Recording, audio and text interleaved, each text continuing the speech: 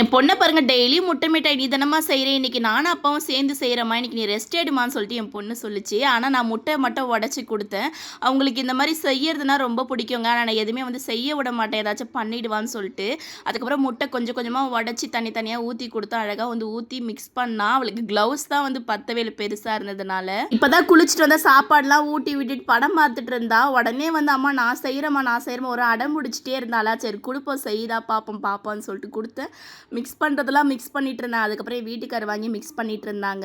டெய்லியுமே கேக் செய்யுது நானும் அவங்க அப்பாவும் வந்து செஞ்சுட்டு இருப்போம் இல்லையா. டெய்லியும் உட்காந்து பாப்பா ரைம்ஸ் பார்த்துக்கிட்டே நாங்கள் செய்யறதே வந்து பார்த்துட்டு இருப்பா. இது பண்ணுமா அது பண்ணுமா எனக்கு அட்வைஸ் பண்ணுவா. எங்கள் அப்பா அம்மாலாம் நம்மளோட கஷ்டம் நம்மளோட போட்டோன்னு சொல்லிட்டு நினச்சாங்க, பசங்களுக்கு வரக்கூடாதுன்னு நினச்சாங்க. ஆனால் என் பொண்ணுக்கு வந்து நான் படுற கஷ்டமாக இருக்கட்டும் சந்தோஷமாக இருக்கட்டும் எல்லாத்தையும் அவளுக்கு காட்டி தான் நான் வளர்க்குறேன். அப்போ தான் அவளுக்கு ஃப்யூச்சரில் எதுனா ஒரு கஷ்டம் வந்தாலும் அதை மேனேஜ் பண்ணுற அளவுக்கு அவளுக்கு தைரியம் வரும். நாளைக்கு கடைக்கு வாங்க.